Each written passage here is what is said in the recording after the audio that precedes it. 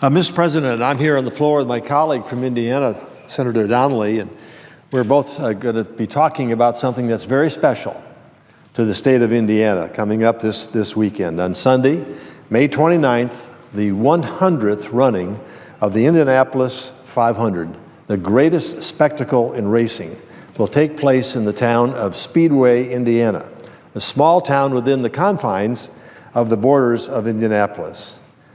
The Indianapolis 500-mile race is the largest single-day sporting event in the world. It's almost staggering, Mr. President, to think about this small town of Speedway, Indiana, hosting 350,000 fans expected to be at the race this year. It's a logistics challenge that the city and the security people have met year after year after year. It's something to really see. Since the first race in 1911, race fans from around the world have packed the grandstands and the Speedway's expansive infield to enjoy the race and take in the experience of being at one of the world's most famous motorsports events.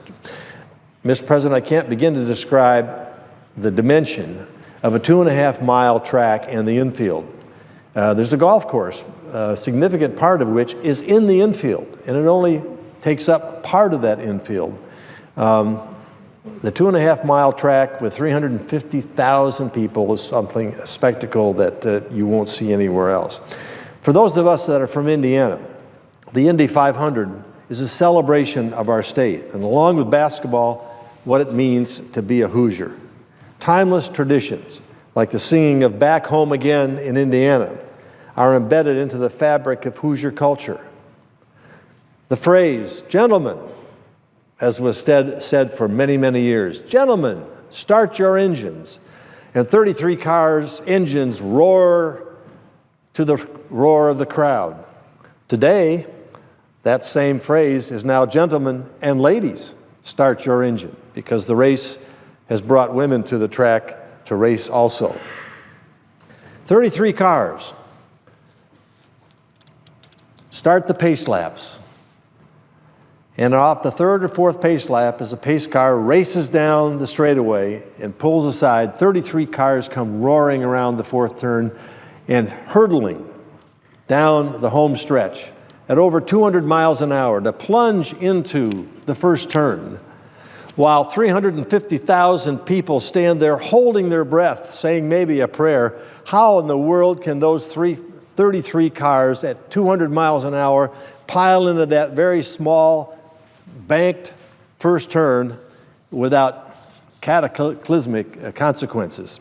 But they do it, and it's a testament to the agility of the drivers, to the technology that has been incorporated into the cars. It's something to see. Now, the roots of all this date back to 1909, when a group of businessmen led by Hoosier entrepreneur Carl Fisher purchased the $320-acre Presley Farm.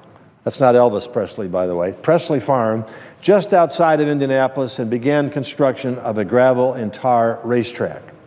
At that time, Indianapolis and Detroit were competing to be America's automotive capital, and Fisher believed that a large speedway where reliability and speed could be tested would give Indianapolis an upper hand. Fisher and other speedway founders hired a New York engineer and asked him to design a 2.5-mile track with bank corners, a unique design that still endures today.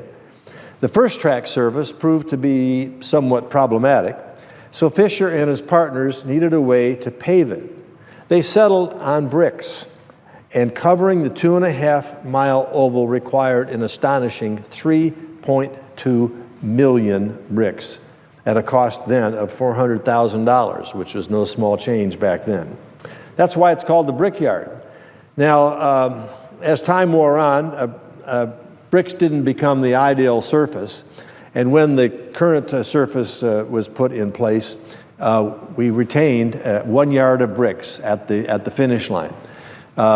So if you're watching the Indianapolis 500 on Sunday, as I know all of these pages will be tuning in to that spectacle, after Senator Donnelly and I are through convincing you that this is something that you really want to see, That yard is there, and it symbolizes what that track has been.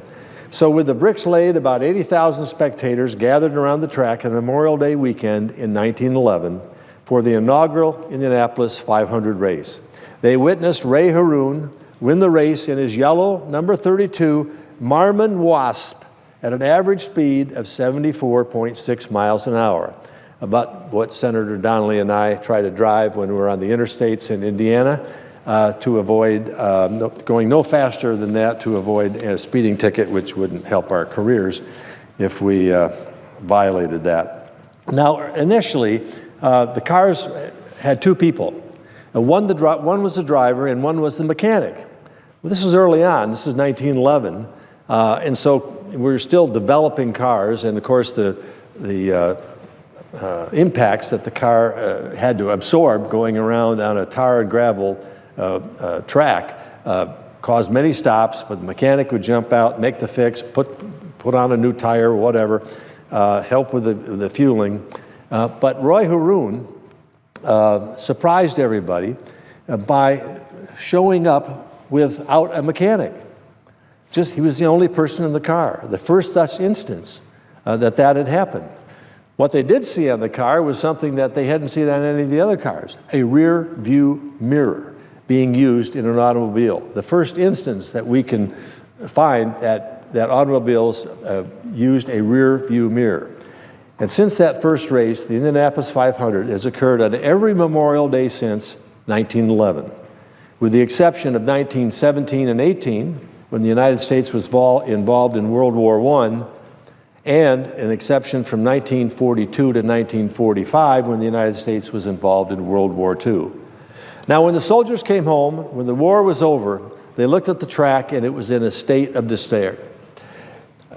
It just simply was not ready to be used. It had been neglected out through understandably, through those war years, broken down, and that was at the time when the talk was, let's close it down. But Terre Haute native, Indiana native Tony Holman purchased the Indianapolis Motor Speedway, and under his leadership, the facility was restored and rebuilt.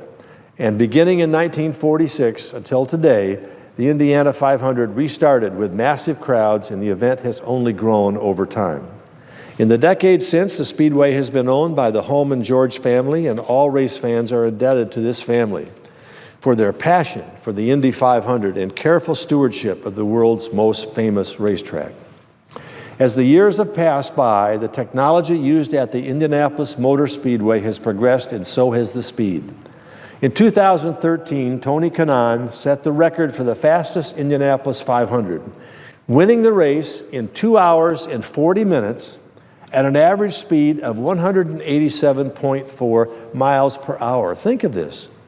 Think of driving at an average speed over a 2 hour and 40 minute time of 187 miles per hour, including yellow lights when everybody has to slow down significantly because there's an accident on the track or a loose tire or something that causes the race to be slowed down. Not counting the pit stops where they have to change the tires and fuel the cars. 230 miles per hour is an extraordinary speed, which are the kind of top speeds that are run. And you have to run almost at that top speed continuously when you're on the track in order to achieve that 187 miles per hour record. There's nothing like being there and seeing cars at that speed so deftly handled by drivers, so precisionally handled by drivers in very difficult situations. The Indianapolis 500 is a showcase of ingenuity, human achievement, and the continuous pursuit of racing immortality. Racing legends like A.J. Foyt, Mario Andretti, Rick Mears, Al Unser, Bobby Rahal have become synonymous with the Indianapolis 500. The race is a source of great pride for all citizens of our state, and we are all very excited about the 100th running on Sunday. Mr. President, I'm pleased to join with my Indiana colleague, Senator Donnelly, in recognizing, through the Senate resolution, which we will be offered after Senator Donnelly speaks, the tremendous occasion of the 100th running of the Indianapolis 500. And I'd be more than